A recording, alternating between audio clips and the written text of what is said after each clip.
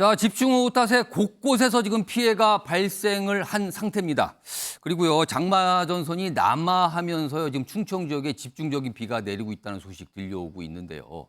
걱정이 이만저만이 아닙니다. 게다가 밤사이에 더 많은 비가 내릴 수 있다고 예보까지 돼 있는 상태인데요. 일단 화면 좀 보겠습니다.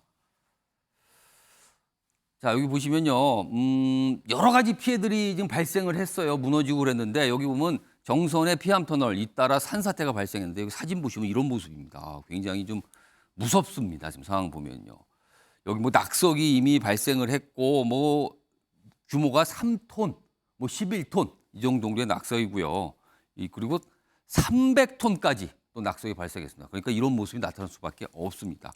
그리고 어제는 대규모 산사태가 발생했다. 굉장히 좀 걱정되는 상황이라서요. 굉장히 예의주시해야겠습니다. 굉장히 대표적인 피해 사례 좀 소개해드리는데 많은 분들이 아마 지금 고생을 하고 계실 것 같습니다. 자, 그럼요. 지금부터 잇따라 두 곳 현장 연결을 좀 해보겠는데요. 우선 서울 잠수교 상황을 좀 보겠는데 백길종 기자가 나가 있거든요. 백 기자, 지금 잠수교 상황 어떤지, 차량 통행은 어떻게 되고 있는지, 여전히 못 다니고 있는지 상황 좀 설명해 주시죠. 네, 이곳 잠수교는 여전히 차량과 보행자 출입이 통제되고 있습니다. 밤사이 서울에 세차게 내린 빗줄기는 오늘 오전부터 점차 가늘어졌지만 여전히 내렸다 그쳤다 반복하고 있습니다. 오늘 새벽 2시쯤 수위 5.5m를 넘기며 보행자 통행이 통제됐던 잠수교는 지금도 완전히 잠겨 있습니다. 차량 통제 기준인 6.2m를 훌쩍 넘긴 7m대를 유지하고 있고요. 한강 상류인 팔당댐의 방류가 늘어나면 수위가 더 올라갈 가능성도 있습니다. 수교 말고도 서울 곳곳에 도로가 좀 통제됐다는 얘기가 나오는데요. 지금 상황은 어떻게 되고 있습니까? 네, 밤사이 내린 많은 비로 여의 상류 IC와 여의 하류 IC 역시 차량 진입이 통제됐습니다. 이곳은 양방향 여전히 차량 진입이 통제된 상태고요. 양재천로 영동 1교와 양재총교 역시 차량이 통제됐었는데요. 조금 전 오후 5시쯤 차량 통제가 풀리고 보행자 통제만 남아있는 상황입니다. 오늘 새벽 한때 통제됐던 동부 간선도로 양방향 구간 역시 통행이 가능한 상태입니다. 다만 비가 계속되면서 서울 도림천과 중란청 등은 수위가 높아지고 있어 서울 시내 하천 27곳의 통행로 출입은 여전히 통제되고 있습니다. 지금까지 서울 잠수교에서 전해드렸습니다. 자, 이번에는요, 장마 전선이 내려가 있는 충청권 상황을 좀 지켜보겠는데 많은 분들이 걱정하고 계신데요. 일단 현장에 나가 있는 취재 기자, 지금 김세희 기자가 대전에 나가 있거든요. 지금 김세희 기자 뒤에 보니까 강이 보이는데요. 지금 어디에 나와 계십니까? 네, 저는 지금 대전에 있는 갑천교에 나와 있습니다. 제 뒤에는 보시는 것처럼 금방이라도 불어난 듯한 강물을 보실 수 있으신데요. 갑천교의 수위가 점점 올라가 지금은 범람 직전까지 상승한 상황입니다. 금강 홍수 통제소는 이곳 갑천교를 비롯해 여기서 조금 떨어진 만년교와 원청교에도 홍수주의보를 발령했습니다. 이 밖에도 대전에 있는 55개 하천이 통제되고 있습니다. 오늘 새벽부터 강한 비구름대가 수도권에서 남하하면서 충청과 전북 지역을 강타하고 있습니다. 현재 충청도와 대전, 전북 일부 지역은 호우경보가, 경상도와 광주, 세종 등은 호우주의보가 발령돼 있습니다. 충남 홍성과 공주, 전북 익산 일대에서는 한때 시간당 30에서 40mm의 매우 강한 비가 내렸습니다. 충남 부여와 논산에서도 시간당 40에서 60mm 안팎의 물폭탄이 쏟아지고 있습니다. 비 피해도 속출하고 있습니다. 이틀 동안 250mm의 폭우가 내린 전북 군산 지역의 피해가 컸는데요. 도심에서는 주택과 상가가 침수되고 농촌 지역에서는 농작물이 물에 잠기고 토사유실 등으로 인한 피해가 이어지고 있습니다. 충남 부여에서는 시간당 50mm의 비에 산사태가 발생해 주택이 파손되고 축대가 무너지기도 했습니다. 자, 김 기자, 이쯤 되면은 비가 너무 원망스럽기까지 한데 지금 내리는 비 언제까지 이어진다고 지금 예보가 되고 있습니까? 모레 일요일까지 장맛비가 계속될 것으로 보입니다. 예상되는 비의 양은 충남과 전북의 100mm에서 400mm 이상, 충북과 전남, 경북, 북부 내륙에서도 많게는 300mm가 넘겠습니다. 특히 내일은 충청권과 전북 일부 지역에 시간당 500에서 100mm의 매우 강한 비가 내릴 전망입니다. 지금까지 대전 갑천교에서 MBN 뉴스 김세희입니다.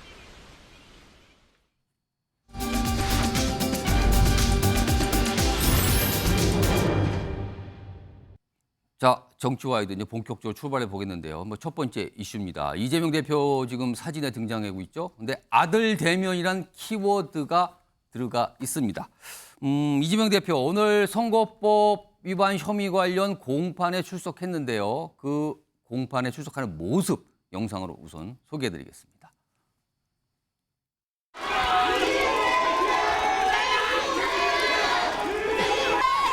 오늘 김문기 씨 이적 나오는데 하실 말씀 없으십니까?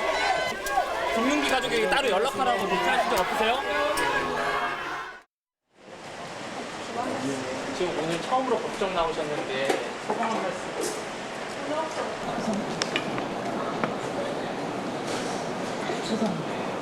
오늘 재판 증인으로 출석하시는데 어떤 말씀 하실 예정이신가요?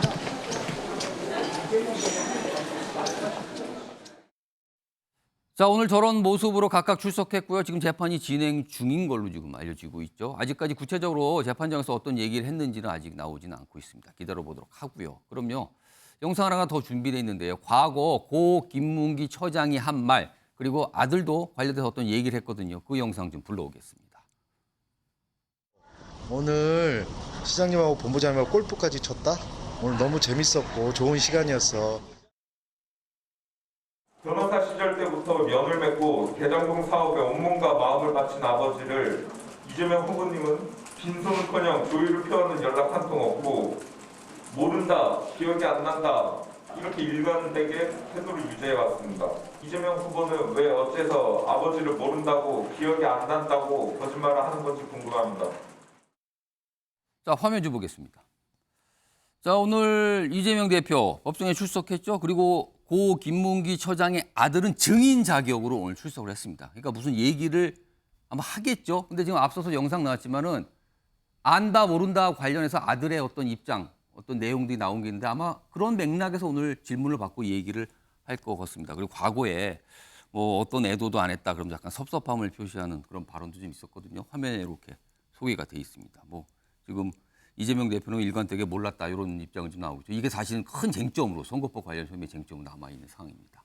자, 정민경 전 국민의힘 최고위원 나와 계신데요. 고 김문기 처장의 아들 법정 발언 아마도 뭐 어떻게 보면은 아는 사이다 뭐 이런 취지의 설명을 할 것 같은데 예상이 되는데 이게 지금 재판정 판사들에게 영향을 좀 줄까요? 어떤 의미가 있습니까? 증인을 출석한 것은. 일단 저는 영향을 줄 것으로 보여져요. 핵심은 뭐냐면 그 김문기 처장을 이재명 대표가 모를 리가 없다. 이제 가까운 관계였고 이런 부분에 대해서 그 아들, 그 김문기 그 처장의 아들이 그걸 법정에서 판사 앞에서 직접 얘기를 한다는 거는 예. 당연히 영향을 미치죠. 더군다나 이재명 대표는 일단 그 다른 사례에서 분리하면 일단 모른다 그래요.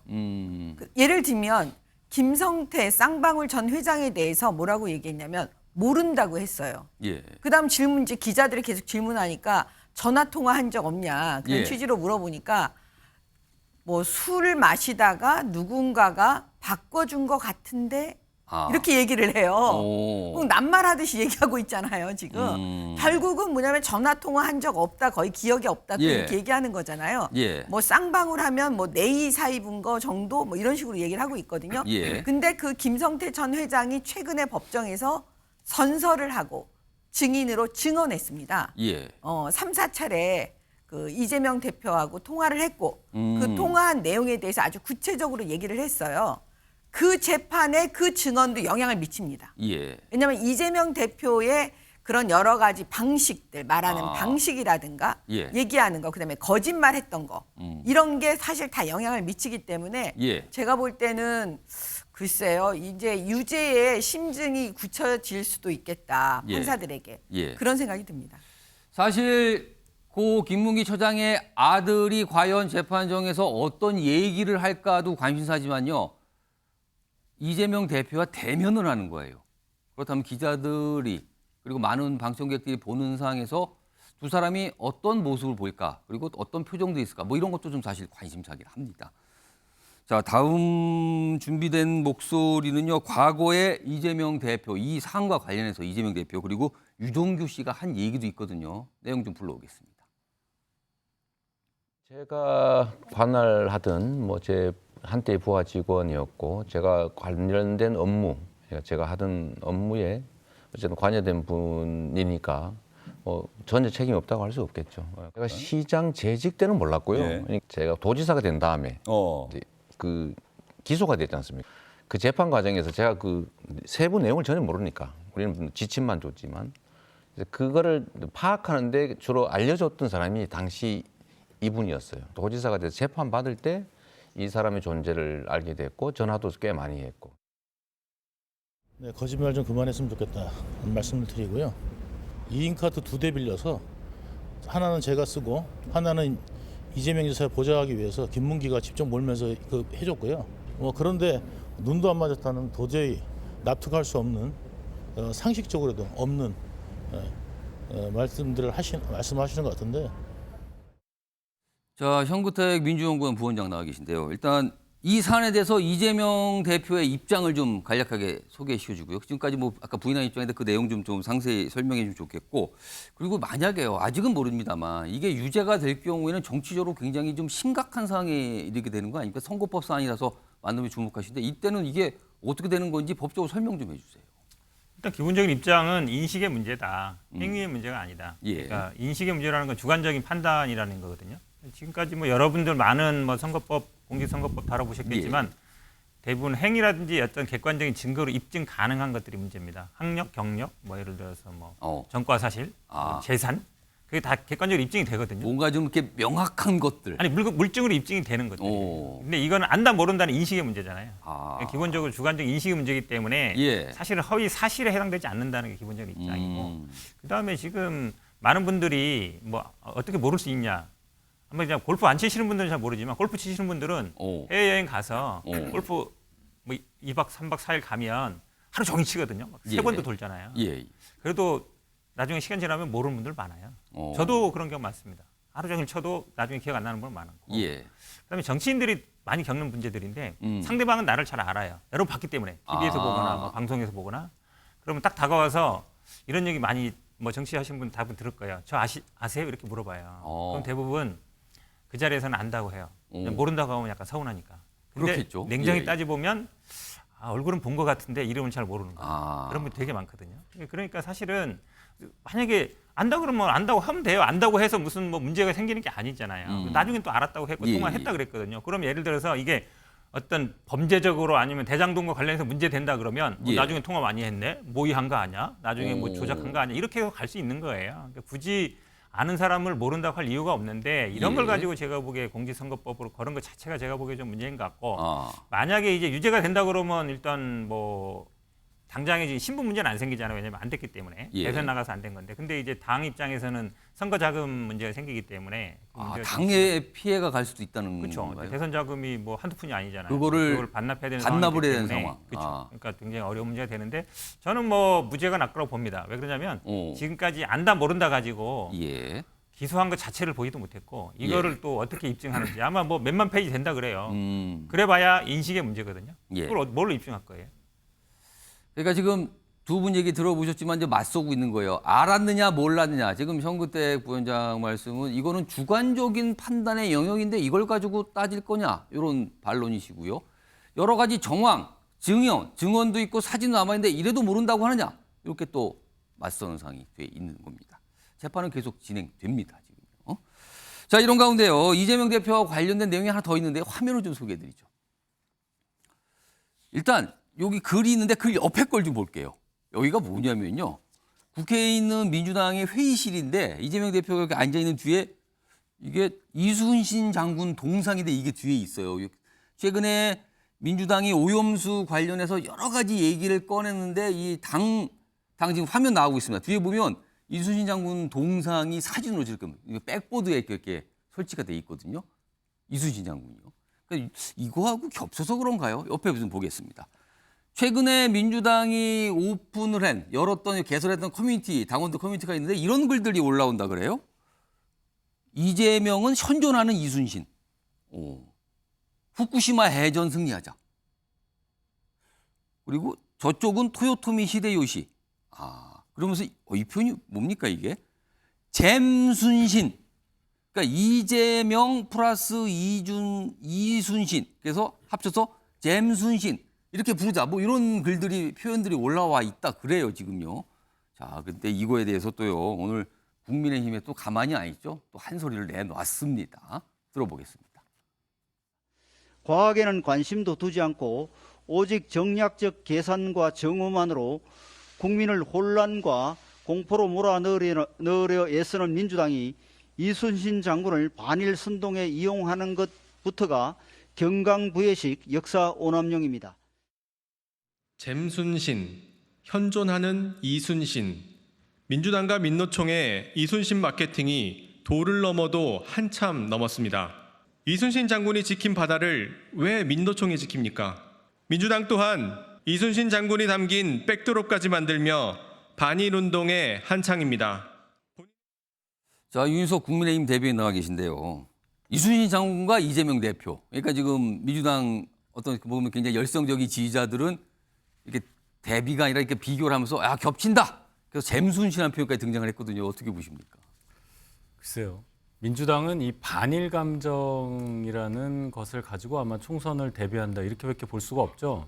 이순신 장군을 앞에 내세우고 또 특히 이재명 대표하고 뭐 겹친다, 잼순신이다 이런 말까지 하는 거를 보면은 도가 많이 지나치다는 얘기를 안 할 수가 없고 이순신 장군 참 피곤하실 거예요. 돌아가신 지 400년도 넘었는데 후손들이 이런 식으로까지 오늘 이용하니 이순신 장군과 이재명 대표를 굳이 제가 뭐 비교하고 싶진 않지만 우리가 뭐 알지 않습니까? 여러 가지 방금 전에도 얘기했지만 이재명 대표가 갖고 있는 여러 가지 사법적인 문제들, 뭐 가족 간의 어떤 문제들 이런 것과 이순신 장군을 비교하는 것 자체가 저는 불경스럽다고 생각할 정도로 이순신 장군 이런 우리 역사 속의 인물을 굳이 정치적으로 이용하는 것에 대해서 저는 반대합니다. 그리고 지금 이 팬덤 정치, 뭐 그분들 표현하는 건 자유인데요.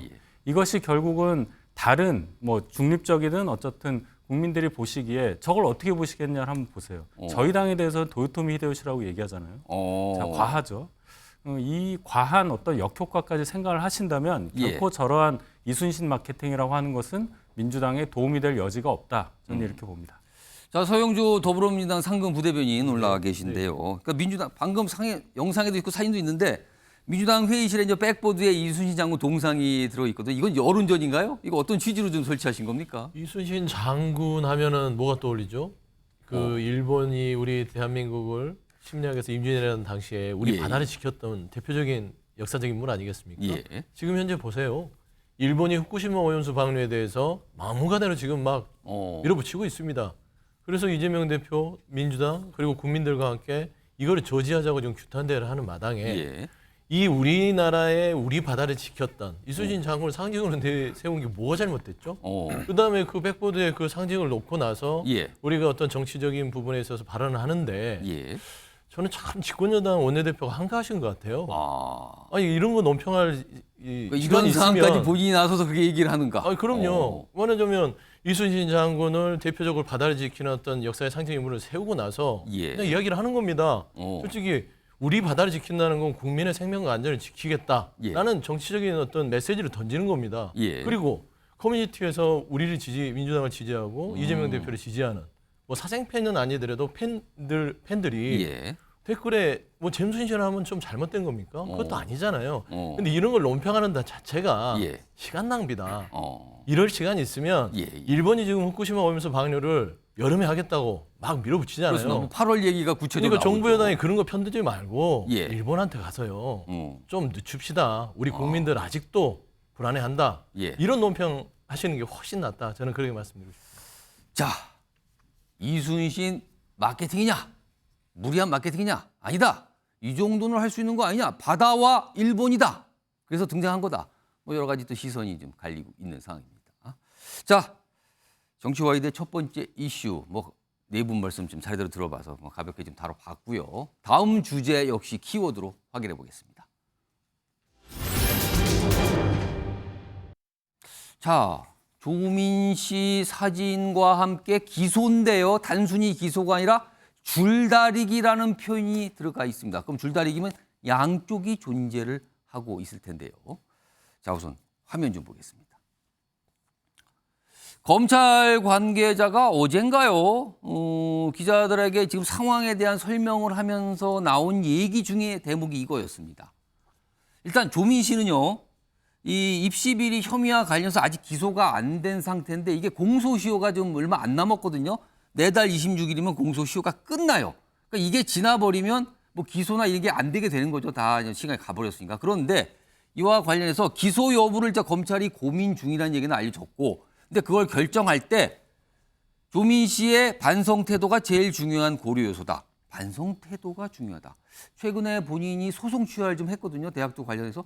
그래서 그거와 관련된 얘기를 꺼낸 건지 모르겠어요. 다음 하나 더 보죠. 그런데 여기에 더해서 이 얘기를 합니다. 조민, 의미 있는 변화 있다면 조국 정경심, 그러니까 조국 전 장관 부부잖아요. 이 두 부부에 대해 공소사실 입장을 확인할 필요가 있다. 그러니까 어떤 혐의에 대해서 뭔가 생각이 바뀌었는가 이거를 물어보고 싶다는 뜻으로 읽힙니다. 법정에서. 요 얘기를 꺼냈어요. 자, 그렇다면은 조민 씨 기소 여부와 그 부모의 어떤 혐의 사실에 대한 인정 여부가 관계가 있는 거 아닌가? 이런 해석이 추가됐습니다. 자, 그럼요. 이와 관련해서 과거 조국 전 장관이 한 얘기가 있거든요. 들어보겠습니다. 이제 동양대 표창장은 입시에 영향을 안 줬다. 그 다음에 저희 딸내미 때문에 다른 학생이 뭐 떨어진 적은 없다. 뭐 이렇게 조사 결과가 나왔던 것 같습니다. 본인 인생에서 가장 지금 이제 일이 없는 자유로운 상황인 것 같습니다. 저한테 상의도 안 합니다. 결정하고 뭘 하고 나는데 저한테 사후 통지를 해줍니다.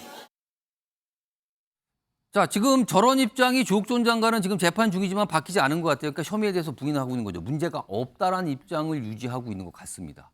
자, 정미경 전 최고위원. 조민 씨는 이미 관련 소송을 취하했고요. 대학에 대해서.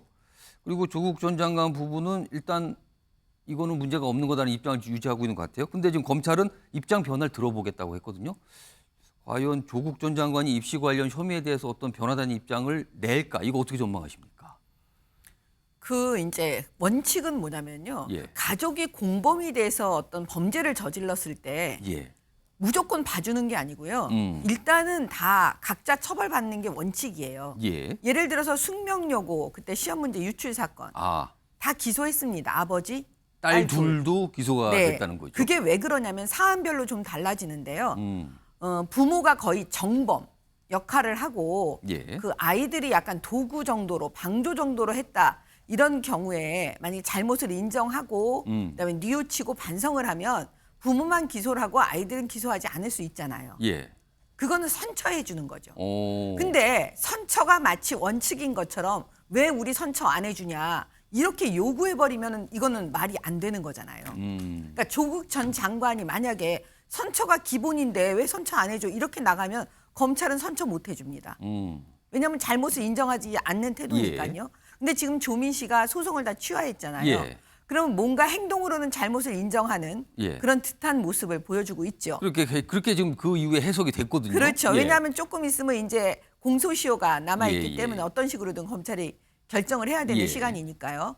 그러면 제가 봤을 때는 지금까지 그 조민 씨도 그렇고 예. 그다음에 조국 전 장관도 그렇고 다 방송에 나와서 유튜브에 나와서 공개적으로 잘못이 없다는 식으로 계속 얘기를 해왔거든요. 예. 그러면 그게 검찰의 입장에서는 되게 부담이 될 거예요.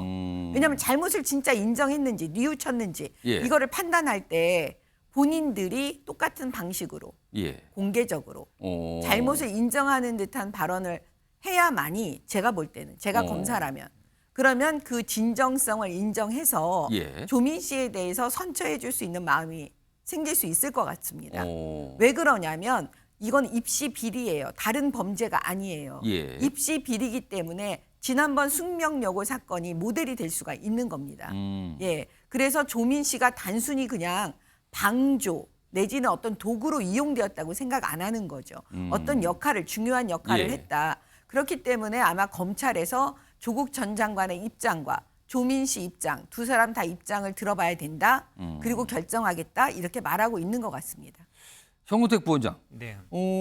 사실 검찰도 조민 씨까지 기소하는 걸 좀 부담을 느끼는 걸까요? 뭔가 자꾸 좀 뭐랄까요, 망설이거나 고민이 많다라는 게 느껴지는 얘기들이 자꾸 나오는 거거든요. 이건 또 어떻게 봐야 됩니까? 그렇죠. 말씀하신 것처럼 만약에 뭐 지금 공범으로 돼 있기 때문에 원칙적으로는 이제 기소하는 게 원칙인데 아무래도 어머니는 일단 뭐 형이 확정됐고 아버지도 재판받고 있고 딸까지 처벌해야 되나 이제 그런 고민이 있는 거죠. 사실. 가족이 전체가 다 기소되고 그렇죠. 처벌되는 지금 뭐 상황. 숙명여대 사건 자꾸 얘기하는데 그때는 사실은 시험 문제를 사전에 유출한 거기 때문에 어찌 보면 그걸 또 직접 시험 본 거 아닙니까? 근데 지금 조국 장관이나 부인이나 이런 분들은 그게 입시에 영향을 안 미쳤다. 인턴 증명서라든지 이렇게 입장이기 때문에 그런 주장을 하고 있죠. 그렇죠. 지금. 그게 좀 다른 거죠.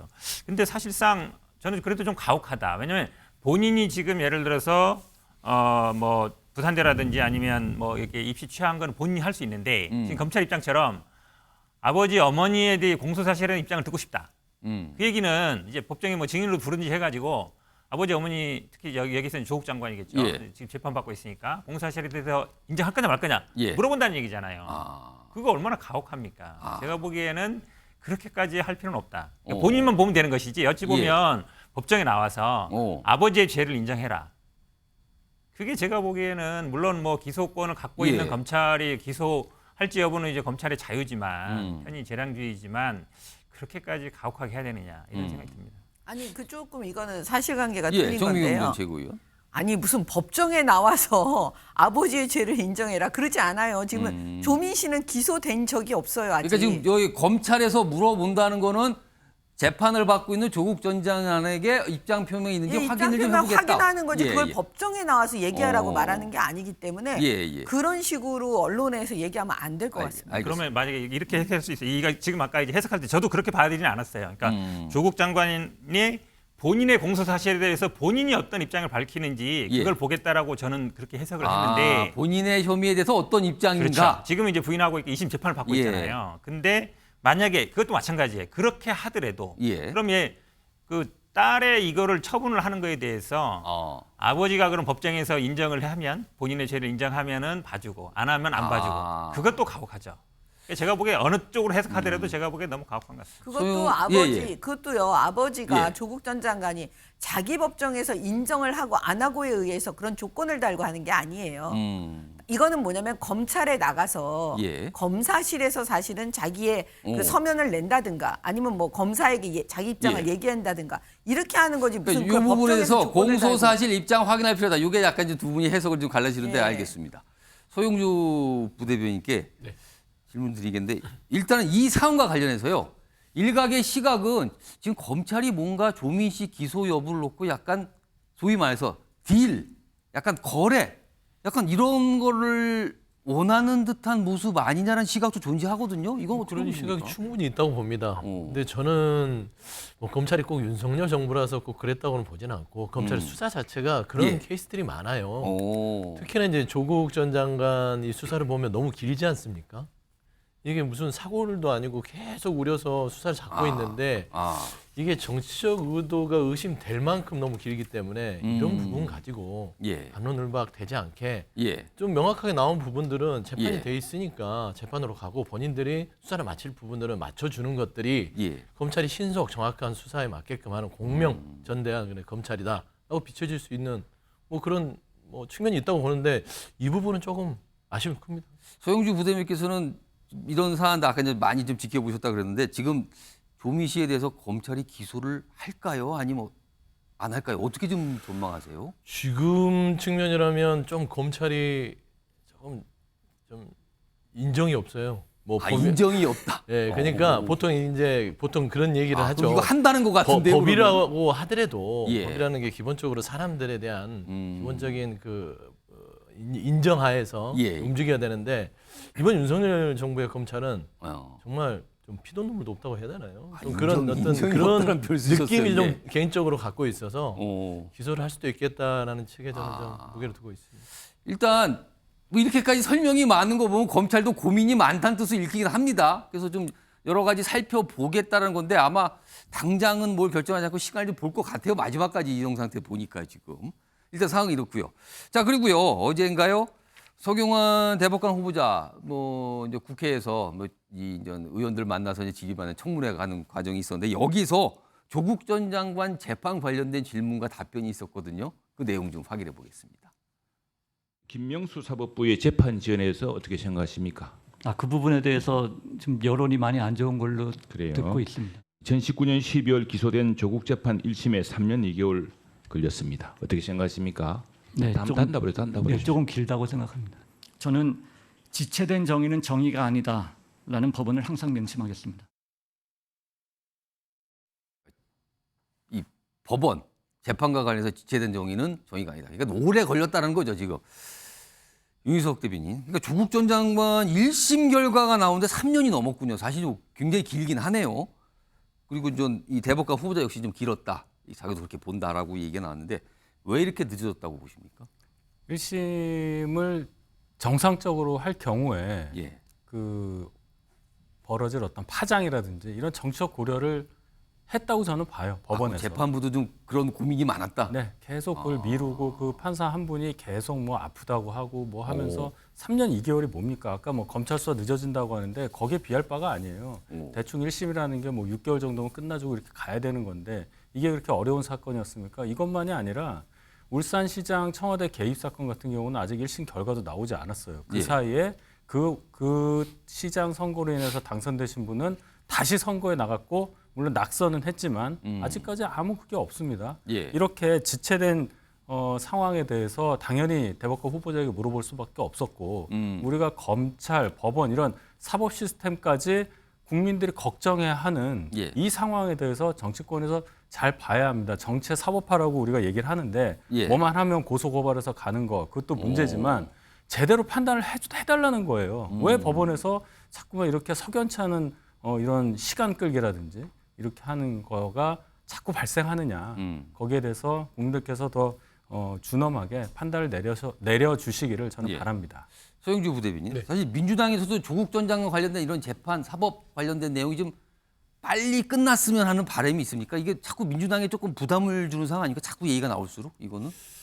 뭐 이제 꼭 이 정치적으로 빨리 끝났으면 좋겠다 뭐 그런 측면도 있죠. 뭐 조국 외강 얘기도 나오긴 했지만 좀 다소 이 조국 전 장관을 가지고서 정치적으로 활용하고 있는 게 아닌가. 이 조국 전 장관의 메시지를. 그러니까 본인이 국민의힘이나 선거에서도 늘 써먹었잖아요. 조국 전 장관 뭐 불공정, 뭐 내로남불 하면서 국민의힘이 정치의 레토릭으로 계속 써먹었기 때문에 이 자체를 저는 그런 오해를 할 수밖에 없습니다.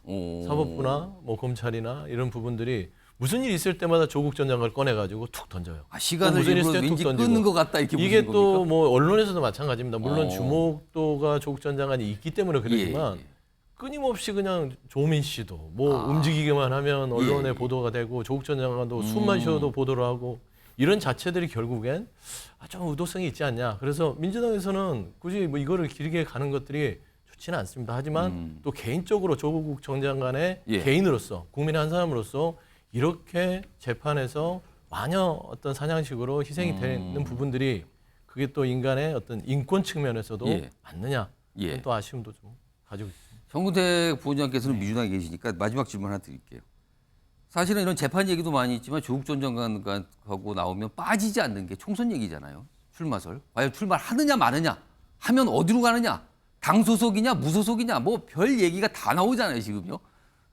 이거 지금 가장 최근에 들리는 얘기는 뭡니까? 저도 예전에는 하도 많이 물어보니까 직접 물어본 적도 있는데 이제는 뭐 너무 많이 물어보면 미안해서 못 물어볼 정도인 것 같고. 근데 결국 재판에 달린 것 같아요. 재판 지금 2심에 들어가 그렇죠. 있는 이 재판. 1심에서 실형 선고 받았고 만약에 2심도 이제 금방 끝나지 않을 거예요. 아까 분들은 뭐 재판 오래 걸린다 그러는데 사실은 또 재판 수행하는 분들 입장은 굉장히 또 들어보면 어렵습니다. 일주일에 2-3번씩 하는데 또 예전처럼 좀 바뀐 게 공판 중심제 되면서 법정에서 다 다퉈야 돼요. 예전에는 검찰에서 작성한 조서는 그냥 증거능력 인정되는데 요즘 부인하면 다 불러야 되거든요. 다 불러 들어본다는 거죠. 증인이 수십 명 되는데 또 증인이 부른다고 꼬박꼬박 나오지 않습니다. 이래서 안 나오고 저래서 안 나오고. 그럼 뭐 시간 가는 경우 되게 많아요. 실제로 아마 재판 진행하는 분들은 그런 걸 좀 아실 것 같은데. 근데 총선에는 나오고 싶어 하는 것 같아요. 지금 뭐 아들, 딸도 이제 학위도 반납하고 이러는 거 보면 어느 정도 뭐 왜냐면 조민 씨 같은 경우에는 본인의 형사 문제 있지만 아들은 그 문제 없잖아요. 그런데도 어쨌든 뭐 물론 뭐 학위 반납이 뭐 실질적으로 어떤 효력이 있는지 모르겠습니다만 그러는 거 보면 생각은 있는 것 같은데 만만치는 않다. 왜냐면 일단 재판 문제도 있고 당 입장에서도 아마 그렇게 환영하지는 않을 것 같고 예. 본인이 또 어디로 갈지 고민할 것도 같고 예. 근데 또 일각에서처럼 뭐 당을 만든다는 건 제가 보기에 좀 뭐 쉽지 않은 상황인 것 같고 그러면 아마 뭐 제가 보기에는 아마 재판이 가장 중요한 변수가 되지 않을까 개인적으로 그렇게 보고 있습니다. 알겠습니다. 뭐 재판 상황, 검찰의 입장, 그리고 뭐 총선 얘기까지 쭉 여러 갈래로 좀 다뤄봤습니다. 다음 주제는 여당과 관련이 있거든요. 여당에서도 조금 약간 묘한 분위기와 기류가 있는데 그 분위기와 관련된 주제입니다. 보시죠. 무슨 말일까요? 유승민 전 의원 아닙니까? 근데 무슨 방류라는 표현이 등장해요. 방류는 이거 오염수가 나올 때 쓰는 표현인데요. 자, 일단 어떻게 된 건지 무슨 말이 나온 건지 이따 화면도 하나 소개해드리죠. 여기 보시면 이용 국민의힘 의원, 여기는 설명이 안 됐지만 이용 의원은 대선 당시 윤석열 대통령, 윤석열 후보의 수행 이런 걸 담당해서 지금은 이른바 친윤에서 굉장히 핵심으로 꼽힌다. 그렇기 때문에 이용 의원이 하는 얘기가 단순하지 않다라고 해석이 되는 분입니다. 그런데 이런 얘기를 입장을 내죠. 어제입니다. 윤석열 대통령을 향한 무지성 억가가 도를 넘었다. 유승민 전 의원이 이렇게 하고 있다라고 지금 비판을 했네요. 부끄러움을 알고 국민의힘에서 떠나주시길 바란다. 나가라고 요구를 했습니다. 나가라고. 근데 이게요. 다른 의원들이 나가라고 얘기했으면 뭐 좀 안 좋은가 보다. 사이가 나쁜가 보다. 이렇게 생각하는데 이용 의원이 얘기를 하니까 이거 혹시 용산? 이렇게 떠오르시는 분이 많았어요. 그래서. 자, 그리고요. 이용 의원과 거의 같은 맥락의 얘기를 또 하신 분이 있습니다. 내용 좀 들어보겠습니다. 우리 유승민 의원께서 오염수 방류 문제에서도 대통령하고 기시다 후미하고 짜고 치는 고스톱이다.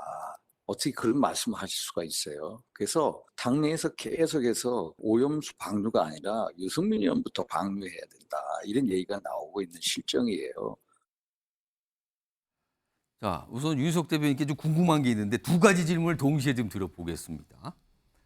이쯤 되면은요. 사실 유승민 의원이 사실 윤석열 정부나 정부에 대해서 비판하는 입장을 요새 참 많이 냈어요. 이른바 이제 오염수 관련해서 그렇고요. 양평 고속도로 관련해서 그렇고요. 그래서 비판하는 입장을 많이 냈고 그 전에도 물론 그렇고요. 대통령실 자체가 지금 유승민 전 의원을 굉장히 불편하게 보고 있는 건지 이게 좀 궁금하고요. 그리고 이쯤 되면 유승민 전 의원은 내년 총선에서 국민의힘 공천은 이제 다 지나가 버린 건지 어떻게 봐야 되는 건지 두 가지입니다. 일단 용산 대통령실에서 유승민 의원을 어떻게 보느냐. 그건 제가 대통령실 소속이 아니기 때문에 직접적으로 말씀드릴 입장은 아니지만은 분위기는 느끼시는 게 뭐 없나요? 뭐 유쾌하게 보지는 않을 것이 확실합니다. 아, 유쾌하게 보지는 않을 것 같다. 예, 이용 의원이나 또 이제 윤상현 의원 말씀하셨는데 대체적으로 당내에서 유승민 의원의 최근 언행에 대해서 발언 수위에 대해서 다 걱정을 하고 같은 당을 할 수 있는 그런 입장이냐 여부에 대해서 다 의문을 갖는 것은 사실입니다. 그런 차원에서 본다면은 대통령실에서도 이러한 우려를 같이 한다고 보는 게 맞고요. 이 총선에서 그런 공천 여부를 물어보셨는데 일단 유승민 의원이 총선에 나올지 안 나올지도 모르는 상태. 아, 그건 모르는 상태. 또 중요한 것은 지역을 그럼 어디로 할 거냐. 뭐 이런 것도 중요한데 만약에 본인이 당을 위해서 소위 말하는 험지라고 하는 곳에 당을 위해서 나가겠다 하면 모르겠는데 본인의 뭐 어떤 본거지라고 할 수 있는 곳에 나간다든지 지금 뭐 험지, 본거지 얘기를 하셨는데 구체적으로 말씀을 하시면 어디를 생각하시면서 하신 말씀일까요? 뭐 예를 들어서 경기도에 저희 당이 좀 어려운 곳이 많잖아요. 수도권에? 예, 경기지사 선거에도 출마하셨던 분이니까 경기도에서 출마를 하셔서 뭔가 경기도 전체에 저희 당 지지율을 끌어올리는 역할을 하신다든지 뭐 그러면은 당에서는 반가울 수 있다. 환영하죠. 근데 뭐 대구라든지 이런 곳에 원래 대구가 지역구였잖아요. 예. 만약에 나가신다고 할 경우에 과연 그것이 저희 당이 생각하는 새로운 정치에 대한 가치와 부합하느냐 그 부분에 대해서는 의문이 있을 수 있고 그렇다면 공천 여부에 대해서는 그렇게 낙관할 수 없지 않을까 저 개인적으로 생각합니다. 자, 다음 준비된 영상은 최근에 유승민 전 의원이 약간 좀 이 현 정부에 대해서 약간 비판적인 입장을 낸 목소리가 있거든요. 그 내용 좀 확인해 보겠습니다. 지금 원희룡 장관이 왜 이걸 백지화했잖아요. 갑자기 취소를 아예 해버리는 거는 이거는 직권남용입니다. 가짜 뉴스라고, 거짓 선동이라고 그러고요. 그다음에 뭐 김건희 여사를 악마화하는 거는 그거는 대통령실이 나서서 막아야 될 일 아니겠습니까? 그 기시다 총리 앞에서 찬성했잖아요. 이게 우리 국민들 절대 다수가 이렇게 불안하고 걱정하는 문제를 왜 국민들한테 먼저 설명하고 보고를 하지 않고 일본 총리 앞에 가가지고 외국에 가가지고 그렇게 해버리냐. 지난번에 그랬잖아요. 물컵에 반을 채운다. 채우기는 이제까지 일본이 뭘 채웠습니까? 우리 왜 일본한테 이렇게 아낌없이 주는 나무 비슷하게 이러는 건지. 서용주 부대변인, 민주당에서는 유승민 전 의원 뭐 이렇게 경쟁 정당 소속이신데 어떻게 지금 바라보고 계십니까? 지금 민주당 분위기는 어때요? 유승민 전 의원 같은 경우를 보면 좀 두려움이 있어요. 아, 두려움이요? 이거 국민의힘에서 유승민 전 의원의 이야기를 들으면 어떡하지? 지금 저런 얘기를 순서를 들어버리면 어떡하지? 정말 빨리 방류를 했으면 좋겠어요. 저는 국민의힘이 유승민 의원을 안게 되면 정말 지금 저는 유승민 전 의원에 대해서 개인적인 생각도 있고 주변에서 듣는 얘기도 있지만 보수가 건강해질 때는요 굉장히 파괴력이 있습니다. 그런데 지금의 국민의힘은요 뭐 병들었다고 하긴 그렇고요 좀 시들시들합니다. 한쪽으로만 편식이 돼 있고요. 이용 아까 의원도 그렇지만 한참 초선 의원인데 저런 얘기를 한참 대선배인 유승민 전 의원한테 할 수 있다. 이건 용산에 뒤에 얘기가 있지 않고서는 하지 못합니다. 그리고 그렇습니다.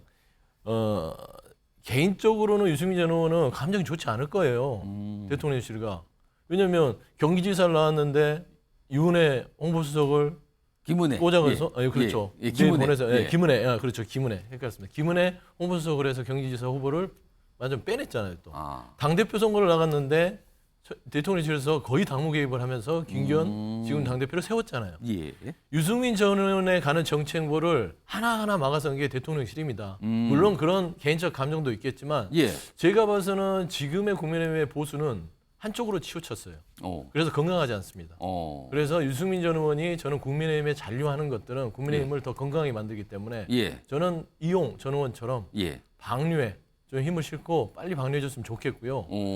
저 유승민 의원의 말들 하나하나를 곱씹어서 듣는 순간 대통령실은 지지율이 한 10%는 올 것이다. 저는 말대로 하면 올라간다. 뭐 이 얘기를 하시는데 유희석 대변인. 아니 저희 당 사정을 어떻게 이렇게 저보다 잘 아시는지 뭐 용산이 저희 당내 선거에 개입했다든지 하는 얘기들은 확인된 거 없습니다. 그렇게 상대당 얘기라고 막 하시면 저희 입장에서 불쾌하죠. 반박하시는 그리고 거군요. 뭐 보수가 건강하지 않다 그런 지적을 뭐 저희가 무겁게 받아들여야 하는 건 맞지만 적어도 수박이니 낙지니 이런 멸칭을 사용하면서 서로 싸우는 당 입장에서 그런 상대당에 대한 평가를 하는 것이 맞습니까? 저는 그 부분을 지적할 수밖에 없어요. 그쪽 당이 지금 그럴 때입니까? 이 얘기를 하신 건데 말씀하세요. 하려고 한 게 아니라 솔직히 그 당무 개입 부분들은 증거는 없지만 그냥 보면 알잖아요.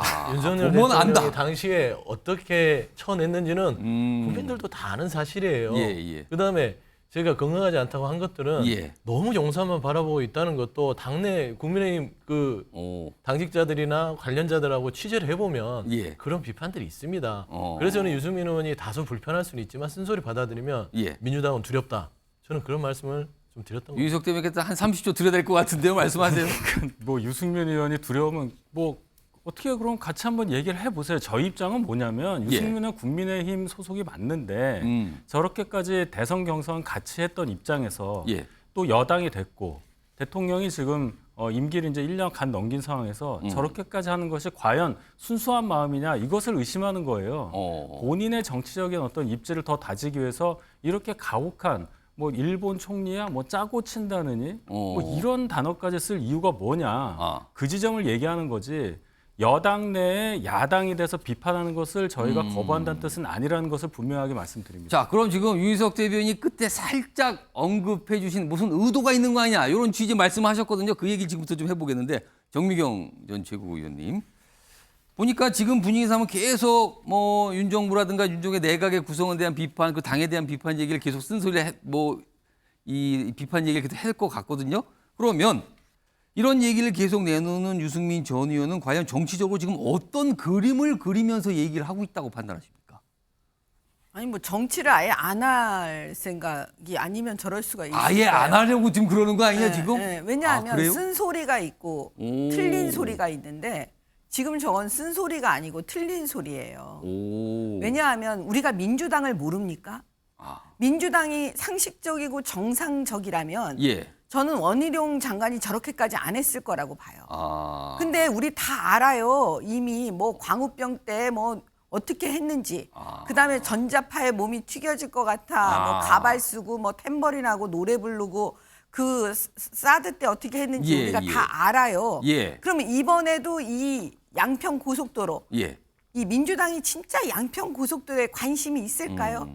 양평 국민을 생각할까요? 예. 서울 시민을 생각할까요? 저는 그렇다고 안 봐요. 정민경 전 지금 약간 이게 주제가 곁으로 예. 가는데 다시 아니, 유승민 그러니까 전으로 집중해 주세요. 그러니까 제 얘기는 예. 뭐냐면 지금 좀 전에 얘기를 예. 하셔갖고 그걸 반론도 예, 제기할 겸 얘기하는데 그런 걸 이미 다 알고 있는 상태에서 우리는 지금 핵심을 찌르고 있는데 유승민 전 의원은 지금 달리 마치 민주당이 얘기하는 것처럼 얘기하고 있잖아요. 직권 남용 뭐 아낌없이 주는 나무 같다 네. 이런 얘기 좀 했다 그러면 이거죠. 지금 이게 무슨 얘기냐면 민주당이 여태까지 사드 때 그렇게 안 했으면 제가 그 말씀 드리려고 하는 거야. 광우병 때 그런 식으로 선전선동 안 했으면 예. 다 거짓이잖아요. 전자파에 몸이 튀겨진다는 거. 다 거짓으로 선전선동 이렇게 해왔던 게 있었기 때문에 예. 지금 유승민 전 의원이 저렇게 얘기하는 건 틀린 이야기라니까요.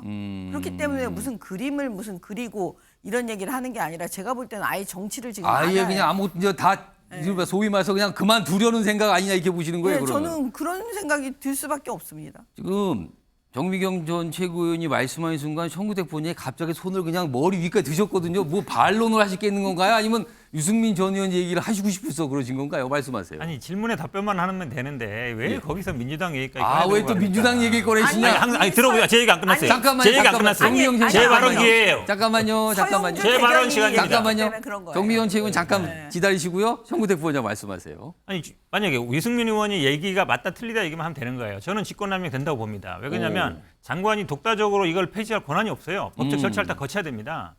도로 만드는 것도 그럼 만약에 백지화 내가 발언으로 가능하다면 길 놔 하면 놔집니까? 예. 그게 안 되는 거예요. 절차가 다 있습니다. 절차를 지켜야 되는데 절차를 안 지키고 있죠. 예.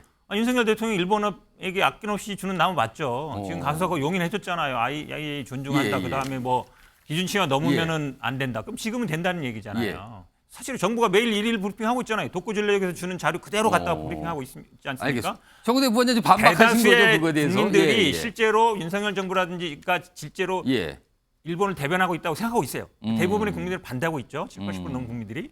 그럼 맞는 얘기 하고 있는 거예요. 거기에 그럼 정치의 의도 당연히 있겠죠. 유승민도 정치인이고 앞으로 정치할 생각이 있으니까 하는 거겠죠. 사실 지금 그 얘기만 하면 돼요. 주제는 그게 거기에 궁금한 왜 거예요. 무슨 뭐 사드 얘기랑 그게 무슨 상관이 있습니까? 알겠습니다. 그거는 청구대 부원장이 지금 반박하신 걸로 했고요. 그러면 청구대 부원장이 보시기에 잠깐만요. 이거 마저 듣고 잠깐만요. 청구대 부원장이 보시기에 유승민 전 의원은 어떤 그림이나 어떤 의도를 갖고 있다고 보십니까?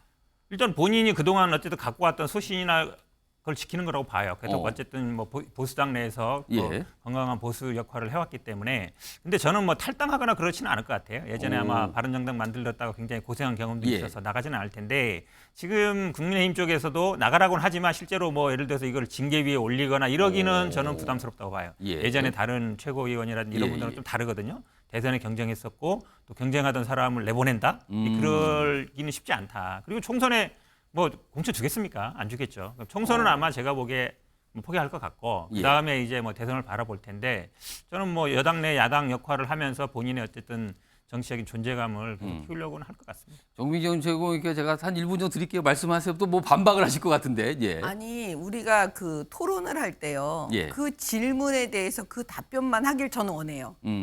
근데 지금 서용주 대변인이 좀 전에 그 질문에 대한 답변만 한 게 아니라 국민의힘을 또 전혀 논제와 상관없이 공격을 하잖아요. 그러면 그 공격이 잘못됐다라는 것을 제가 말씀드린 것 뿐이지 왜 물어보는 그 질문에 답변 안 하고 딴 얘기하냐 이런 거는 본인들 생각 안 하고 다른 사람만 지적하는 거예요. 아니 잠깐만 지금 두 분 드셨는데 제가 서용주 부대변인께 말씀드릴게요. 말하세요. 유승민 전 의원이 지금 국민의힘 당원 아닙니까? 국민의힘 얘기를 하는 유승민 의원 얘기를 하면 국민의힘 얘기를 할 수밖에 없잖아요. 근데 그게 제가 딴소리를 한 건 아니다. 라는 측면이고요. 그냥 제 생각에는 좀 그거를 반박하시려고 예. 민주당의 사드까지 얘기하면서 전자표 얘기한 것과는 좀 과했다라고 좀 말씀드리고 싶습니다. 알겠습니다. 자, 제가 웬만하면 이런 말씀 안 드리는데요. 상대방에 대해서 경청을 해주시고요. 끝난 다음에 반박을 하더라도 상대방에 대한 예의를 갖추시고 여러분들 염두에 두시기 바랍니다. 오늘 약간 갑자기 약간 뭔가 이렇게 올라갔어요, 지금요. 조금 좀 가라앉히시고요. 자, 이 주에 좀 이 정도로 마무리하겠습니다. 다음은요. 오늘도 보니까 유승준, 스티브 유 관련된 주제가 준비되어 있군요. 키워드 보시죠. 자, 키워드가 입국 금지입니다. 최근에 비자 발급 거부 처분을 취소해달라는 이 2심, 그러니까 1심하고 2심이 다른데 2심에서 승소를 했거든요. 자, 승소했으면 이게 과연 어떻게 되는 건가? 뭐 여러 가지 얘기들이 계속 나오고 있습니다. 자, 우선요. 유승준 씨 측 변호인의 목소리, 그리고 과거에 유승준 씨가 한 얘기가 있거든요. 내용 좀 들어보시죠. 이제 본인이 당연히 한국을 떠난 지 너무 오래돼서 당연히 오고 싶어 하시는 마음이 있고, 이 사건을 통해서 이제 본인이 이제 한 행동에 비해서 너무나 이제 가혹한 제재를 받았다라는 거에 대해서 좀 공식적으로 인정받고 싶어 하시는 명예회복적인 측면이 있습니다. 요즘도 그런 분들이 많이 계시더라고. 한국에는 왜 올라 그러냐고. 이유가 어디 있어요? 한국 가고 싶은. 제 피는 한국 피거든요. 미국 사람이 저를 미국 사람으로 안 봐요. 왜 올라 그래? 뭐 이유가 뭐야? 이렇게 하면 뭐 솔직히 할 말은 없어요. 그냥 가고 싶은 거죠. 그러니까 유승준 씨가 많이 받는 질문 중에 하나가 그죠. 도대체 왜 이렇게 한국에 들어오는가 하는데 그거에 대해서 그냥 가고 싶으니까라고 대답을 했네요. 자, 정근태 부원장께. 사실 2심에서 승소가 됐죠. 근데 이제 대법원까지 아마 갈 것 같대요. 근데 만약에 대법원에서 그게 그대로 확정이 됐다고 가정을 해보면 비자 발급이 돼야 되는 상황일 수 있어요. 근데 비자를 받아도 우리나라 입국 자체가 어려울 수도 있다는 얘기는 왜 나오는 겁니까? 그거는? 그러니까 비자 발급하는 처분과 예. 입국 금지 처분은 별개라는 거죠. 다른 다른 겁니까, 처분이라는 그것도? 거죠. 그렇죠. 왜냐하면 지난번에도 재판에서 대법원까지 가서 이겼거든요. 예. 그때도 비자 발급에 대한 거였는데 그때는 절차적인 문제였고 이번은 실체적인 문제를 내용에 대한 때문에 문제라 이거죠. 사실은 예. 이번에도 근데 대법원까지 갈 거예요. 왜냐하면 뭐 담당 공무원들이 왜 1심에서는 졌는데 2심에서 뒤집어진 거거든요. 그럼 보통 대법원 갑니다. 근데 대법원 가기도 좀 시간이 걸릴 텐데 예. 그럼 입국 금지에 대해서 다시 다퉈야 돼요. 그러면은 사실상 이게 법으로 가서는 앞으로 지금까지 이게 뭐 한 7, 8년 재판했다는 건데 예. 그만큼 더 갈 수도 있거든요. 그러니까 이 부분이 어찌 보면 본인의 한 행위에 비해서 처벌이 너무 가혹한 거 아니냐라고 볼 수도 있는데 물론 법적으로는 이분이 제가 보기에 비자 발급 승소 대법원까지 하면 입국 금지도 제가 보기에 이길 가능성은 있지만 그래도 좀 반성하는 모습이라든지 본인이 국민들한테 좀 이해를 구하는 이런 게 전제가 돼야지 그래야 제가 보기에 아마 입국 금지에 대해서도 어느 정도 좀 법무부라든지 다시 생각할 수 있는 것 같습니다. 왜냐하면 지금 비자 발급은 외교부, 그러니까 LA 총영사를 상대로 한 거거든요. 외교 당국에서 관리하는 거죠. 근데 입국 문제는 또 법무부에서 하는 거기 때문에. 그러면은 예를 들어서 우리나라 비자를 발급받고 비행기를 타고 우리나라 인천공항 등등 공항에 내렸어요. 그것까지와 거기서 통과돼서 우리나라에 들어오는 건 다른 문제가 되는 겁니까? 왜냐하면 비자가 있어도 못 들어온 분들 꽤 있습니다. 비자가 있어 당신 입국 안 됩니다. 다른 문제로 해서 입국 거부되는 분들이 있잖아요. 그러니까 우리나라까지 왔다는 얘기는 예를 들어서 비행기 타고 공항까지 오는 분들이 있잖아요. 근데 거기서 입국 금지되는 분들이 있거든요. 올 때는 비자를 당연히 받고 왔어요. 근데 입국 금지 사유는 또 별개로 있습니다. 물론 이제 거기에도 보면은 뭐 예를 들어서 뭐 병 문제라든지 어떤 범죄라든지 여러 가지 있겠지만 일반적인 포괄적인 규정들도 있습니다. 그러니까 약간 정무적인 판단을 하는 부분도 있어서 제가 보기에는 이게 재판으로 가서 해결하기는 쉽지 않다. 본인이 제가 보기엔 오히려 좀 진솔하게 사과하고 국민들한테 이해를 구해서 여론이 어느 정도 좀 돌아와야 제가 보기에 해결할 수 있는 문제인 것 같습니다. 그러니까 지금 유승준 씨가 우리나라에는 무기한 입국 금지가 돼 있는 상태라고 그러네요. 지금요. 그러니까 비자하고 또 다른 문제가 된다는 건데 이와 관련해서 어제 외교부가 좀 설명을 좀 내놓은 게 있거든요. 그리고 과거에 유승준 씨가 이 입국 금지와 관련해서 본인의 또 생각을 밝힌 게 있습니다. 들어보겠습니다. 입국 금지됐던 그 가수 유승준 씨가 LA 총영사 상대로 제기한 비자 거부 취소 소송이 2심에서 승소했는데요. 정부 입장이 혹시 있으실까요? 외교부는 후속 법적 대응 여부에 대해 법무부 등 유관기관과 협의해 나가겠습니다. 금지가 나왔다는 것은 저한테 너무나도 유감이고 또 난감합니다. 때문에 저는 또 미국에 살고 있던 사람이기 때문에 시민권을 자연스럽게 미국에 살고 있는 그런 영주권자로서 신청을 해놓았던 것입니다. 2년 반 동안의 그 공익 근무를 하고 나면 제 나이가 거의 30이 됩니다. 너무나도 나이가 있고 또 댄스 가수의 생명이 짧은 거를 제 자신이 너무나도 잘 알기 때문에. 정민경 전 최고위원이 지금 외교부 당국이 관계기관과 이제 뭐 논의할 문제라는데 딱 법무부를 사실 딱 대표로 딱 찍었거든요. 근데 입국 금지를 보니까 이게 법무부 관할 사항이더군요. 그럼 결국은 법무부의 판단, 법무부 하면 또 한동훈 장관인데 그 판단에 따라 이게 달라지는 겁니까? 그럼 어떻게 봐야 되는 겁니까? 그 법무부가 판단을 당연히 하죠. 예. 그다음에 일단은 외교부에서 그 LA 총영사 그쪽에서 대법원에 그 상고할 것 같아요. 아무래도 시간이 걸리겠죠, 그것까지. 네, 그러면 또 시간이 걸리잖아요. 그 사이에 국내 여론이 되게 중요할 것 같습니다. 아, 여론. 예, 사실 법적으로는 그러니까 이제 38세를 넘겼어요. 이 유승준 씨가. 예. 그러면 이제 더 이상 그 아마 규정을 살펴보면 이제 국익을 해칠 우려가 없다고 판단하면 사실은 그 비자를 내주는 거거든요. 예. 그러니까 이 법원 판결이 잘못된 거는 사실 아니에요. 제가 볼 때는. 그렇지만 이제 또 그 외교부 쪽에서는 당연히 1심하고 다른 항소심 결정이니까 예. 대법원에 당연히 상고할 거고요. 그러면 그것과 또 별개로 법무부가 이제 어떤 조치를 하느냐 이런 건데 예. 국민들 마음이 더 중요하다고 봐요. 아마 눈치를 많이 볼 거예요. 그럼 이게 그게 법무부라도. 정서법입니까? 흔히 말하는 그런 계통으로 가는 겁니까? 왜냐하면 이게 병역 기피한 거잖아요. 예. 그리고 이제 거짓말한 부분 뭐 이런 게 섞여 있으니까 우리 국민들께서 이제 그 당시에 좀 용서가 안 되는 그런 마음들이 있었는데 예. 또 시간이 지났기 때문에 또 국민 마음이 어떻게 바뀔지는 예. 또 모르니까요. 좀 지켜봐야 될 것 같습니다.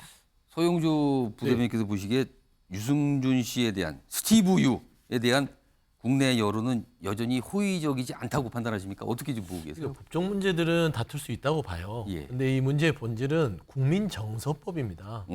유승준 씨는 그거를 지금 간과하고 있어요. 그러니까 본인의 태도가 정말로 국민들이 받아들일 만큼 반성하고 본인이 어떻게 국민들한테 큰 실망을 안겨줬는지를 회복하고 나서 법적 절차를 밟아야 되는데 법적으로 밀어붙여서 들어오겠다? 국민들이 반길까요? 저는 그거는 번지수가 틀렸다고 봅니다. 그래서 일단은 유승준 씨는 일단 국민들이 본인을 어떻게 생각하는지를 제대로 좀 파악해야 된다. 저는 그렇게 보고 있습니다. 윤석 대변인. 지금 앞서도 들어봤지만 본인도 그런 얘기를 해요. 변호인도 얘기했지만 본인에 대한 입국 금지가 너무 가혹하다는 얘기를 반복적으로 얘기하거든요. 이거 어떻게 보세요?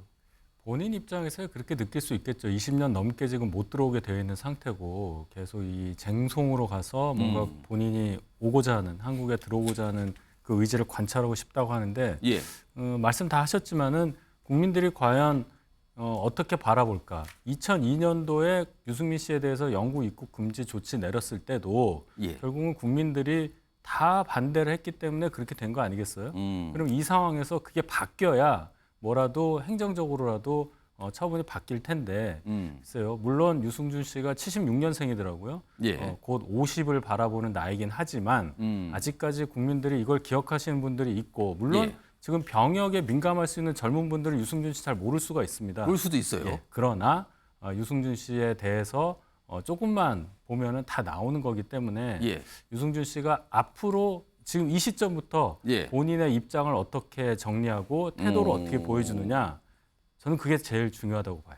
일단 아시는 분은 아시지만 좀 뭐랄까요 젊으신 분들은 들어는 봤는데 뭐 병역 얘기로 시끄럽던 분 같는데 자세히 볼 수 있는데 여기 딱 요약이 잘 돼 있군요.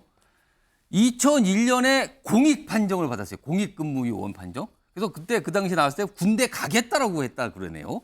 근데 한 해가 지나서 입대 3개월 전에 미국 시민권을 취득합니다. 그리고 한국 국적을 포기해요. 한국 사람이 아닌 거예요.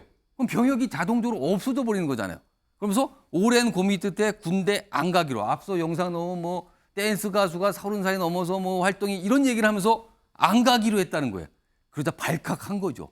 앞선 얘기와 다르니까. 그래서 2002년 2월에 입국 금지가 돼 있는 상태가 유지되고 있는 겁니다. 그리고 앞서서요. 과거에 이제 병무청장 뭐 국회에서 한 얘기가 있는데 그 화면도 준비돼 있거든요. 이런 얘기를 했어요. 이게 2021년인데 모종화 당시 병무청장 국내에서 영리 활동하고 신체 검사하고 입영 통지서까지 받고도 윤승 씨가 과거에 이랬다는 거죠. 미국 시민권을 딴 차원이 다른 병역 기피자. 그냥 병역 기피자가 아니라 이건 차원이 다르다. 앞서 이러이러한 일들이 있었다. 그러니까 용서 못합니다. 이렇게 딱 얘기를 꺼낸 거예요. 지금 이 상태가 유지되고 있는 건지 모르겠습니다만 이런 가운데 2심 승소 결과가 나서 많은 분들이 지금 지켜보고 계십니다. 자세히 좀 소개해드렸습니다. 요약이 좀 됐습니다. 자, 다음은요. 정책인데요. 굉장히 사실은 진지하고 심각할 수 있는 정책이에요. 이와 관련된 주제가 준비되어 있습니다. 보시죠. 이게 뭘까요? 실업급여 얘기인데 세후임금? 근데 실업급여가 뭔가 더 크다 이렇게 표시가 된 것 같죠? 지금요? 자, 화면 좀 보겠습니다. 그러니까 실직 상태가 되면 정부에서 신청하게 되면 이거 받게 되는 게 실업급여인데 여기 보니까 월 실업급여가 최저임금의 80% 안에 기준 뭐 하면 한 184만 원 정도 된다. 이런 계산이 나왔다고 그러죠. 그런데 월 최저임금으로 따져서 뭐 보험료 등등 제외해서 실제 현금으로 받게 되는 돈은 따지고 보니까 179만 원. 그러면은 직장을 최저임금 받는 상태에서 다니는 것보다 실업급여 받는 게 많은 거 아니냐. 이 얘기가 이제 출발점이 된 거예요. 이런 얘기가. 물론 이 실업급여 금액 184만 원에 대한 반론도 있습니다. 이거 계산을 너무 과하게 했다. 금액이 이렇게까지 안 된다는 반론도 있는데 일단 여당에서는 이런 계산을 바탕으로 해서 뭔가 얘기를 꺼냈습니다. 우선요. 여당에서 나온 얘기부터 좀 들어보겠습니다. 실업급여가 악용되어서 달콤한 보너스라는 뜻으로 실업급여라는 말이 나오지 않도록 해야 된다는데 공감을 했습니다. 남자분들 같은 경우 정말 장기적으로 갑자기 그런 분들은 어두운 표정으로 오시는데 여자분들 계약기간 만료 젊은 청년들 이 기회에 쉬겠다고 옵니다. 그다음에 실업급여를 받는 도중에 해외여행 가요. 그리고 자기 돈으로 내가 일했었을 때 살 수 없었던 샤넬 선글라스를 사든지 옷을 사든지 이런 식으로 즐기고 있습니다. 무슨 또 뭐 명품 브랜드 얘기 나오고요. 무슨 실업급여가 아니라 실업급여다.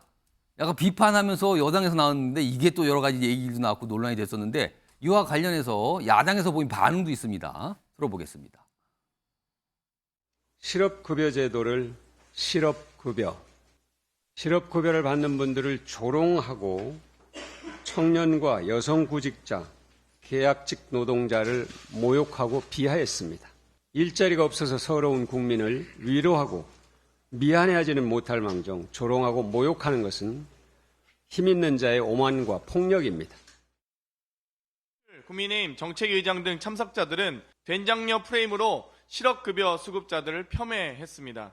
언제부터 실업급여가 사용 용도가 정해진 바우처가 됐습니까? 여성, 청년, 계약직을 콕 찍어서 된장녀 취급하고 2030 청년을 갈라치며 악마한 것에 대해 국민의힘은 책임지고 사과하시기 바랍니다. 서영주 부대변인. 그러니까 특히 이제 이 여당의 정책위 의장이 실업급여 뭐 이렇게 하면서 이게 폄하한 거 아니야? 그러면서 약간 좀 야당에서 굉장히 반발하고 있어요. 이 상황 어떻게 보고 계십니까? 이게 뭐 윤석열 정부라고 표현하긴 그렇지만 집권 여당인 국민의힘 참 야박하고 비정하다.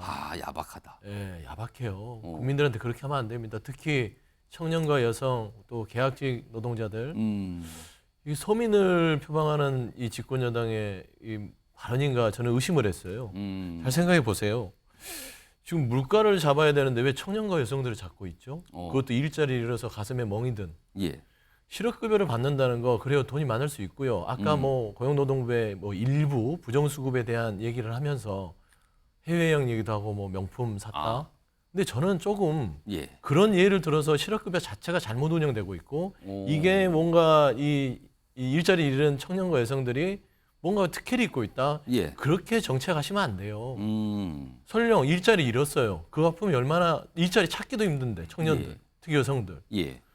힘든데 일자리 잃었습니다. 그래서 그 일자리에 어느 정도 보조를 해놓으라고 실업급여라는 제도가 있습니다. 안 그러면 목숨이라도 던져야 됩니까? 일자리 못 찾아서. 그거라도 유지를 해서 그 기간 동안 그 돈을 가지고 아니 뭐 아는 사람들도 만나고 이 일자리를 구하기 위해서 여러 사람을 만나야 될 거 아니에요. 예. 그런데 활용합니다. 만나는데 밥만 먹습니까? 여러 가지도 쓸 거 아닙니까? 예. 그리고 마음이 너무 헛하고 우울증에 빠지면 요양도 갈 수 있는 겁니다. 왜 골방에 박혀서 라면만 끓여 먹고 돈 아껴가면서 살아야 됩니까? 예. 그러니까 너무 비정한 마음을 가지고 집권여당이 예. 지금 정책을 하는 거예요. 그렇게 접근해서는 안 된다. 특히 이게 윤석열 대통령의 의중은 아니겠지만 예. 이 윤석열 정부의 방향성이라면 너무 이거 좀 청년과 여성의 가슴에 못을 박았다라는 점에서는 좀 이건 좀 수습을 빨리 하셨으면 좋겠어요. 유석 국민의힘 대변인은 어떻게 들으셨습니까? 저희 당이 주최한 간담회에서 이제 나온 발언이니까요. 예. 그 발언의 수위에 대해서 지적하시는 부분 달게 받겠습니다. 저희 당에서 한 얘기는 아니지만 예. 그러니까 이 담당하시는 분이 이 어떤 극단적인 경우를 일반화해서 표현한 그 부분이 이제 문제가 된다고 저는 어떤 봐요. 사례를 너무 좀 전체처럼 들리게 얘기한 거 아니냐? 예, 거기에 이제 성별이 나오고 예. 뭐 어떤 뭐 명품 뭐 브랜드가 나오고 하니까 예. 굉장히 국민들이 들으시기에 거북했으라고 생각합니다. 그다음에 이제 박대출 의장이 이제 실업급여 뭔가 이렇게 뭐랄까 이게 뭐 운을 맞췄달까요? 일부러 그런 거 같죠? 그 표현은 달콤하다는 뜻으로 예, 이제 예. 쓰신 건데 그런 말이 나오니까 그렇지 않도록 우리가 이 제도의 예. 어떤 잘못된 점을 고치자라는 차원으로 얘기를 한 거예요. 근데 이제 그 단어를 듣는 순간 예. 실업급여가 그렇게 달콤한 거라면 뭐 왜 직업을 잃는 사람들이 많이 나오냐 뭐 이런 이제 지적도 받을 수 있기 때문에 그 단어 자체만 이렇게 딱 들었을 때는 또 불쾌하게 보실 수도 있겠죠. 근데 진짜 의도는 예. 그러한 비난이 나오지 않도록 실업급여 제도를 예. 다시 잘 정비하는 차원으로 잘 하겠다는 뜻이었으니까 예. 오해 없으시기를 바랍니다. 유석 대변인이 만약에 이 실업급여 관련된 정책을 논하는 자리에 계셨으면은 좀 문제가 있습니다를 어떻게 좀 표현해서 설명을 해줬을까요? 실업급여의 저 수준이 예. 최저임금 대비해서 높은 관계로 뭔가 이것이 제도의 본래 취지와 다르게 쓰이는 부분이 있으니까 예. 거기에 대해서 실업급여 전반적인 체계를 좀 바꿔보자 이렇게 표현을 했겠죠. 그렇게 말씀하시면은 뭐 별로 논란 안 됐을 것 같은데. 예, 소영주 부장님. 잠깐 저도 코멘트를 하면 하나가 궁금한 게 있어요. 왜 이 예. 정부는 자꾸 하향 편준을 하려고 그래요? 최저임금을 높일 생각을 하지 않고 지금 실업급여가 최저임금보다 높으니까 낮춰라. 이런 논리들을 왜 생각하는지 모르겠습니다. 좀 국민들한테 뭔가를 해주려고 좀 했으면 좋겠다라는 생각을 좀 최저임금 얘기가 나왔어요. 유석 대변인께 짧게 드릴게요. 말씀하세요. 최저임금을 주는 분이 어떤 분인가를 생각을 해야죠. 정부 재정이 튼튼하거나 또는 예. 소상공인이나 이 급여 주실 분들이 경기가 좋아서 충분히 그 여력이 되면은 가능한 얘기인데 무작정 올려주는 얘기를 누구를 향해서 하는 잠깐만요. 얘기예요? 이거 최저임금 얘기 들어가면 이거 또 다른 이 심각한 정책으로 들어가는 거예요. 그거까지 가지 않겠습니다. 실업급여 얘기만 하고요. 앞서서 그 실업급여 그러니까 비교한 거 있죠? 최저임금하고 그거 다시 한번 좀 불러올까요?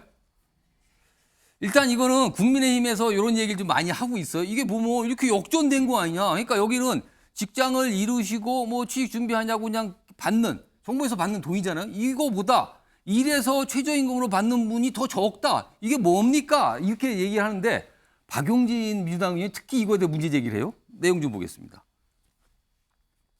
실업자가 월 184만 원 받는 경우 현행 법령상 존재하지 않는다. 조건에 가정을 해서 이 숫자 나온 건데 이거 봤습니까? 이렇게 또 반박을 하고 있거든요. 이걸 또 뭐 어떻게 봐야 되는지. 정우택 부원장, 정병준 최고위원 지금 시간이 한 5분 정도 남아서 제가 한 2분 정도씩가 드릴 테니까 어떤 입장을 좀 설명해 주세요. 먼저 정우택 부원장. 기본적으로 아까 나온 것처럼 사실은 이제 그 최저임금이 지금 월 단위로 치면 한 200만 원 정도 됩니다. 201만 원 정도 되거든요. 예. 거기에 이제 4대 보험 빼면은 뭐 한 180 정도 170, 된다. 뭐좀 실수령이 넘게 그렇게 되죠. 보는 예. 것인데 지금 그럼 실업급여가 최저임금의 80%로 돼 있습니다. 그럼 상식적으로 따지면 이제 160만 원 정도 되는데 거기에 사실은 여러 가지 이제 조건들을 부과해서 더 많을 수 있다 이러는 건데 실제로는 그렇지는 않고요. 근데 이게 좀 저도 좀 의아한 게 이런 현상이 나타나는 비율이 한 27% 8% 정도 된다고 그럽니다.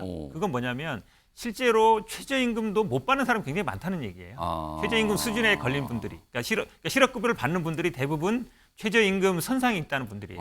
원래는 평균 임금의 60%였거든요. 3개월간 평균 임금의 60%였는데 이제 그게 좀 적은 분들이 있다 보니까 최저임금 80% 자른 거예요.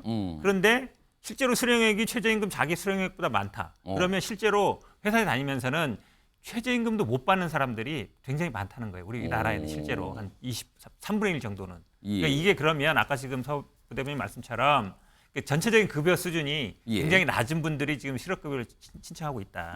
지금 정부 여당처럼 예를 들어서 계속 반복적으로 신청하거나 아니면 뭐 어떤 분 보니까 뭐 수십 번 계속 입사 퇴사 반복한 분들이 있는데 그런 분은 당연히 막아야죠. 하지만 이 실업급여 역할이 최저 생활 수준에 있는 분들한테 그래도 혜택을 주고 있다. 저는 뭐 그렇게 보고 있습니다. 오늘 국회 상임위에도 이 얘기가 좀 논의가 됐거든요. 그 영상도 준비되어 있는데요. 확인해 보겠습니다. 고용노동부가 이렇게 여성과 청년 전체를 사치나 즐기는 모럴 해저드 집단으로 취급하고 이런 식으로 이야기하시면 안 되는 거죠. 장관님 그렇게 생각하시는 거 아니죠? 당연히 아니죠. 네, 잘못하셨죠 이번 발언? 그거 안타깝게 생각을 하는데요. 그러면서 이제 내용에 대한 얘기를 드려요. 일단 표현은 안타깝습니다만 내용은 이렇게 된 거예요. 정규경 최고위원 어떻게 보셨습니까? 그 실업급여가 필요하죠. 지금 우리 사회에서 청년들을 볼 때. 그러니까 뭐 그 부분에 대해서는 그 논의 여지는 없어 보여요. 필요성에 대해서는. 예, 필요성에 대해서는. 근데 이제 뭐 이런 약간 어떻게 보면 국민 전체가 봤을 때 이건 좀 아니지 않나라는 그런 사례가 나타날 수 있지만 그런 경우가 또 일반적이지는 않은 거잖아요. 그렇기 때문에 이걸 가지고 일반화시켜서 이 부분을 바라보기보다는 제가 볼 때는 지금 이 실업급여 자체에 대해서 아까 말씀하셨지만 이게 악용되는 사례. 그거는 조금 막아야 되지 않을까. 악용되는 사례라고 하면 어떤 거예요? 계속 지금 실업급여를 목표로 해서 그게 마치 직업인 것처럼. 취직했다가 그만 뭐 퇴사 형태 그리고 또 이게 반복하는 경우가 있는 거 아니냐? 네, 이런 부분에 대해서는 아마 그 뭐 모든 분들이 다 동의하실 거예요. 그런 경우로 마치 실업급여가 눈먼 돈인 것처럼 가져가는 그런 경우는 좀 막아야 되는 게 아닌가. 그런 요건에 대해서 조건에 대해서 다시 한번 살펴볼 수는 있지만 전반적으로 뭐 실업급여가 뭐 필요 없다. 뭐 이거는 아닌 거죠. 지금 여기 보시면 이제 통계가 있어요. 2022년 실업급여 수급자에 관한 통계인데 163만 명이 이제 수급을 하셨어요. 근데 그 중에 45만 명이니까 28% 정도 되는 분들이 아마 이런 금액에 근접하게 받아서 뭐가 이렇게 된 거 아니냐 이런 통계가 지금 나와 있다 그래요. 요거 정구대 부원장과 윤석 대변인께 제가 짧게 한 3, 40초씩 시간이 되시는데 이거 실업급여 관련된 거 최저임금과 묶어서 총선 때 이슈되는 거 아닙니까? 혹시 이거 어떻게 보십니까? 젊은 세대가 사실 굉장히 이걸 주시해서 보고 있거든요. 이 상황을 이걸. 그렇죠. 근데 실업급여 지금 말씀하신 것처럼 그러니까 실업급여 받는 동안에 다른데 이제 예를 들어서 4대 보험 가입 안 하는 사업장들이 있거든요. 그런데 취직하시는 분들도 있어요. 원래 일을 하면 실업급여 못 받지 않습니까? 그렇죠. 원칙으로. 그런 부분들도 있고 또 퇴사를 할 때 원래는 이제 권고사직이라는 건 자발적이지 아니고 비자발적으로 나가는 경우가 되는데 비자발적 퇴사. 그렇죠. 근데 대부분 작은 기업이나 이런 데서들은 그분 뭐 오랫동안 일하고 이러면 그렇게 해달라 그러면 또 해주거든요. 그런 관행들이 있습니다. 근데 그게 과연 맞는지, 그러니까 권고사직 꼭 해고는 아니에요. 근데 내가 나가고 싶어서 나가는 게 아니다. 이런 게 있어서 제도적으로 좀 보완할 부분은 저도 있어 보입니다. 유수혁 대변인. 이 최저임금 관련 부분이 아마 이슈가 될 가능성이 크죠. 저는 이것을 사회 이슈라고 생각을 하는데요. 사회 이슈를 참 합의점 찾기가 어렵습니다. 그렇기 때문에 지금도 보면 최저임금 결정 관련해서 굉장히 옥신각신하고 있고 어렵지 않습니까? 이 부분에 대해서 이게 어떤 뭐 계층 갈등이라든지 이렇게 되지 않도록 관리하는 게 정부 여당의 몫이겠죠. 지금 최저임금 얘기 잠깐 나왔는데 굉장히 심각한 얘기거든요. 근데 지금 합의가 안 돼서 뭐가 발표가 안 되고 있어요. 계속 연기를 반복하고 있는 상황인데 그래도 언젠가는 결정이 되겠죠. 기다려 보겠습니다.